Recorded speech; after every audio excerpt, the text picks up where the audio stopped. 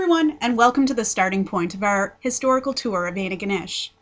We are starting at the site of the Antigonish Heritage Museum, which is housed in one of the most historic buildings in Antigonish. Passenger rail travel was discontinued after 1989, but prior to that, the train station played a vital role in the economy of the town.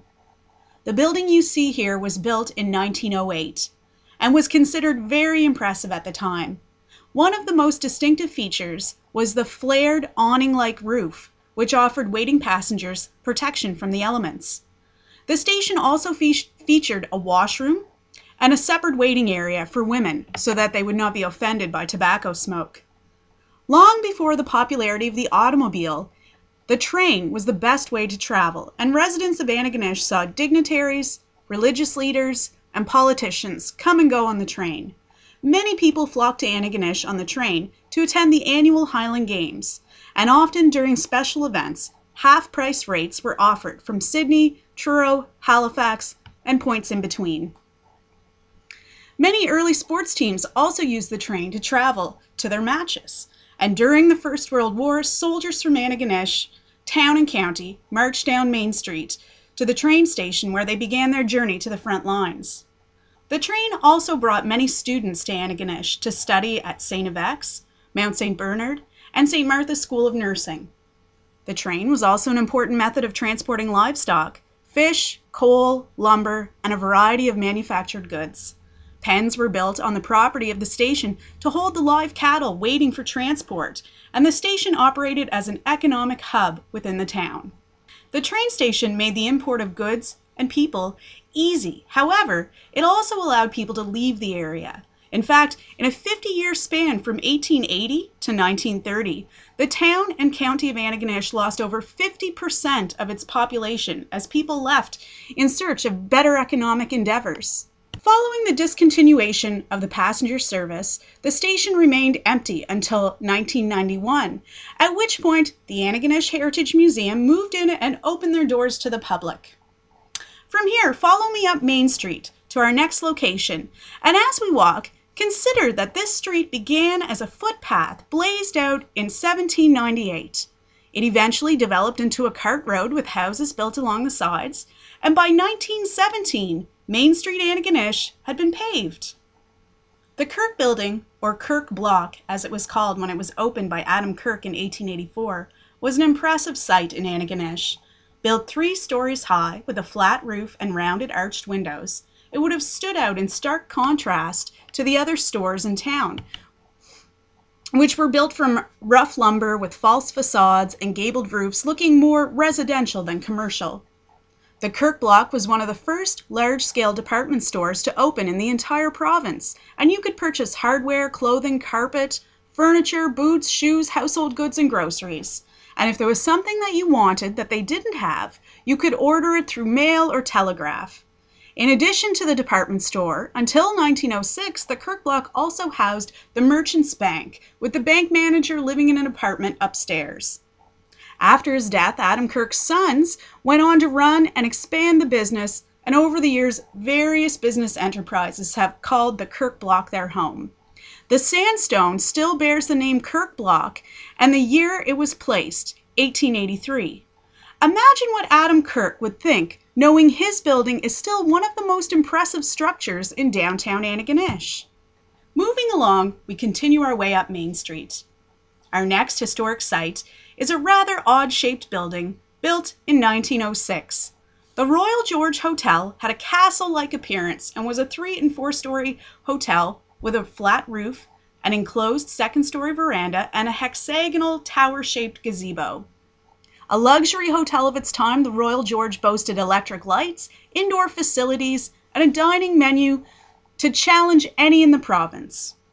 The hotel was equipped with steam heat, telephone service, a lounge room, and a dining room that could seat 60. Some of the guest rooms even had private baths and a fireplace. The Royal George served many prominent politicians and was a popular stopover for people traveling by train to destinations beyond Antigonish. Guests were transported to and from the train station in all kinds of weather, night or day, by horse-drawn carriage or sleigh. The hotel has gone through many hands and incarnations over the years and has lost much of its medieval architectural details, but the building has been continuously used since it opened. Now it is home to several businesses and apartments. Okay, everyone, we'll head right around the fence and on to our next location. There isn't much to see in this clearing behind the modern-day Legion here on Main Street. However, this was once the site of the original St. Ninian's Parish Church, built in 1824. With the building of St. Ninian's Cathedral completed in 1874, the former parish church underwent extensive renovations and was converted into the Main Street School. The school opened in 1881 and was attended by students from town and nearby rural areas within walking distance. 2 years after opening its doors, the Main Street School was attended by 292 students. Main Street School continued to operate until 1917 and finally closed its doors in November of that year when Morrison School was opened on Cathedral Hill. By the time the school closed, the building had become run down and conditions were described as squalid. While the school operated, a popular punishment for students who misbehaved was prayerful meditation among the headstones of the nearby graveyard. The site of the school bears no remnants of the schoolhouse. However, many old gravestones still remain for you to investigate and perhaps meditate over. Okay, everyone, our last stop on this tour is St. Ninian's Cathedral. Built at the top of Cathedral Hill, it looks out upon the town, a testament of the pride and self-sacrifice of the congregation.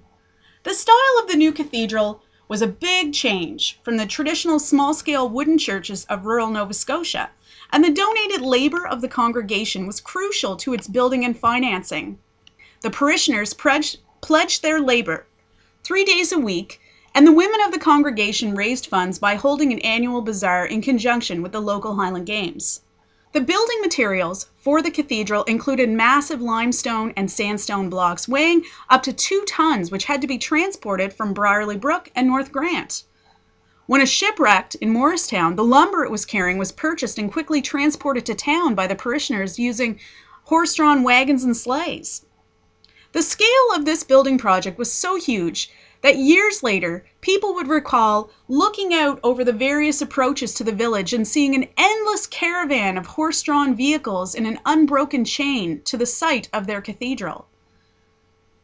The cornerstone of the cathedral was laid in June 1867, and the finished building was officially dedicated on September 13, 1874. With Romanesque arches, 9-meter windows, and a double colonnade of pillars, St. Ninian's Cathedral was an impressive sight.